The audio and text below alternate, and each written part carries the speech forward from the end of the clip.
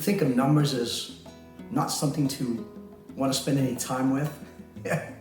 Why do I laugh? Because I hear that with a lot of people. I just don't like numbers. I hate numbers. It's so confusing and so on. And there, you know what, if you think about it, the word confusing, why is it so confusing?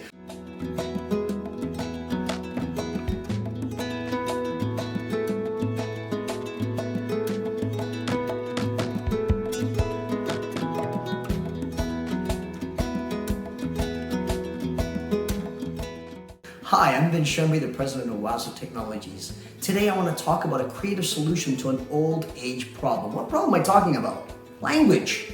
It seems like in my world, it's like we speak a different language. We go to school for all these years and we learn all this terminology, and amongst our peers, we all think like we know what's going on and we talk a certain language, but the reality is the majority of the people out there, they go like, what are you talking about? It's like a foreign language to them. It's like I start speaking Italian to you. Ciao, come stai? Mi chiamo Vincenzo. Allora, che stai facendo oggi? Did you understand any of that?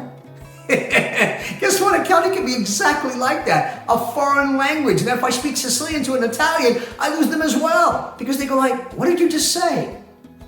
Doesn't that drive you crazy? So, I can see why people don't like numbers, and then you throw accountants and bookkeepers in there who have their own language because that's what they've learned and so on. They expect the majority of the population to think that way, because the reality is that when we're there, what are we doing? We're thinking exactly like ourselves. We don't put ourselves in the place of others. So therefore, it's like really we are speaking a foreign language.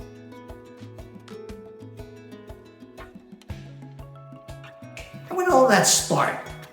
Now, if we go back 1,000 years and we talk about William of Normandy, he was a duke, and when he defeated his enemies in 1066, what did he speak? He spoke a form of French.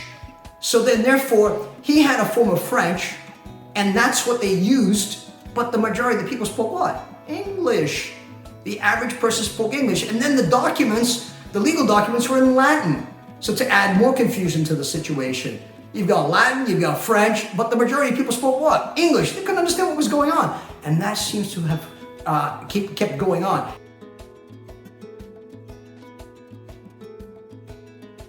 And then, we come along and we start talking about debits and credits and balance sheet and income statement. Are you throwing up yet? I can see why it's an issue. You're talking about numbers. Oh my goodness, I'm freaking out. I gotta do my tax returns and my numbers and... I just want to tell you that we at WOWzer, even though we are AI driven but people focused, our goal is to bring that information to you in a way that you can understand. So when you talk about a balance sheet, what in the world is that? Right? You may have heard it, you may not have heard it. Really all it does is basically it is your checkup, your financial checkup. It shows you where you are at a point in time. In other words, today, June 15th, 2021, how much money have you got in your bank account? How much debt have you got? What kind of assets do you have? What the heck is an asset? For example, your house is an asset. You say, yeah, I own my house. Well, do you have a mortgage on it? And by the way, the word mortgage, mort, is the Latin word for death. Sorry, I have to bring that up, right? They use Latin for that one, right? And in Italian, it's morto, which means death as well, right?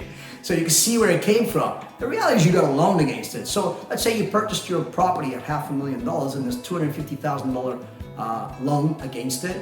Your equity, the difference, your worth, is $250,000. Why? You take $500,000, you subtract the loan, that's $250,000. That's what a balance sheet tells you. Really, it's basically, what are you worth?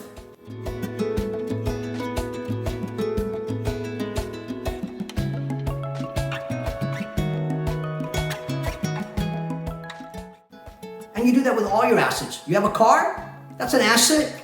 Do you have a loan against it? No? Well, guess what? The market value of that vehicle right now is what it's worth. And so on and so on and so on, right? And you can have investments, for example, the same kind of thing, right? Well, what are your investments worth? We record them in our books at what we call book value. All that really is how much did we pay for them when we bought them? That's called the book value.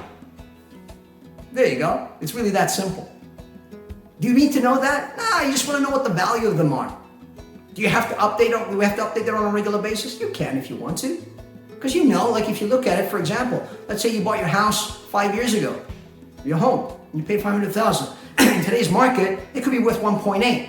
What's on your financial statements right now? What's in your numbers? Well, obviously what you got in there is $500,000. You haven't sold it, so therefore even if it's worth 1.2 million, what you know is that, hey, you know what? My numbers on my financial information currently is what they call understated. In other words, it's lower than what the market is right now. That's all that understated means.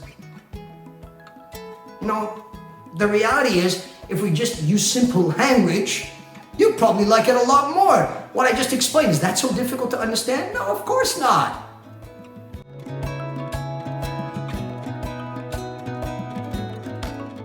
So that's just one area. Then there's this thing called the income statement. Sometimes it's called the profit and loss. It can drive you crazy as well.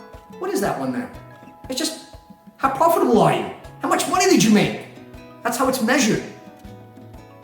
In other words, you as a small business person go out there and provide plumbing services if you're a plumber, me, accounting and bookkeeping services, because that's what I do. You know, you may be a creative person, you may do some artwork and you sell the artwork. Well, the money you receive for your goods or your services, that's what we call your gross revenue. In other words, that's the money that came in. You know, of course, there's taxes on it because you have to pay GST, your sales tax and so on. From that, what can you subtract? You can subtract your expenses. What kind of expenses? How do I know what my expenses are? Well, I mean, it's pretty obvious, right? If you're running a business, you have an office, you can write off your rent against it, right? You know, the amount that you pay for your office. You use your telephone because you gotta make phone calls. You know, you may have some equipment, those can be written off against it. So what you do is you take your total amount of money you receive, you know, revenue, sales, whatever you want to call it, and you subtract your expenses. And the difference is your profit. Not that difficult, is it? And on that number is what you pay taxes on. And that's how it works. So really, the bottom line is language. You know, we can get so confused with this language thing. Like, to be honest with you, I dislike it as much as you do.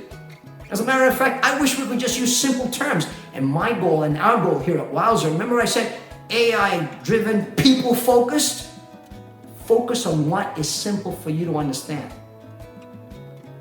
And that is what I plan on doing going forward, is making sure that I demystify, we revolutionize our language, which is the most important thing, because that's our form of what? Communication. That's how we communicate.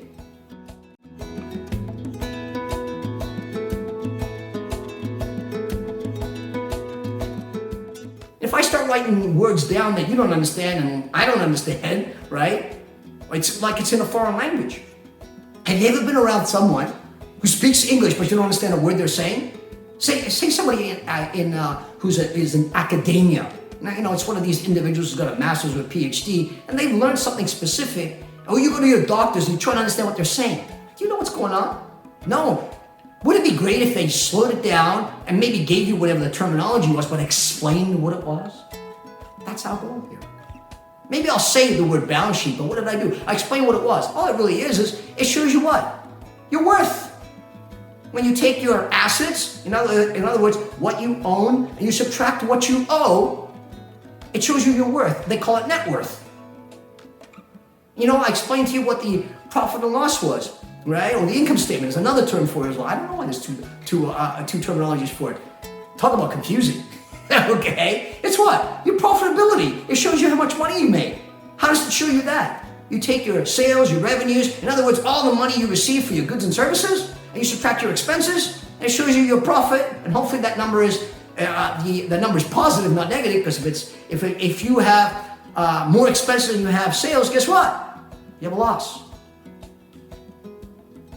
Now our goal here, as I've said, at WOWzer Technologies, is to be AI-driven. In other words, we use technology to provide the information to who? People focused, you, the business owner.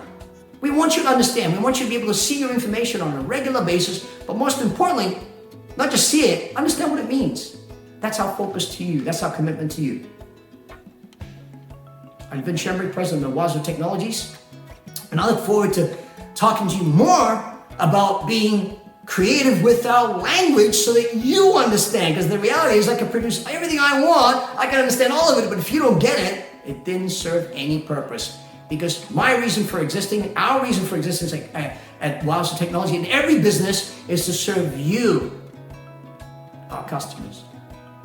Have a great day.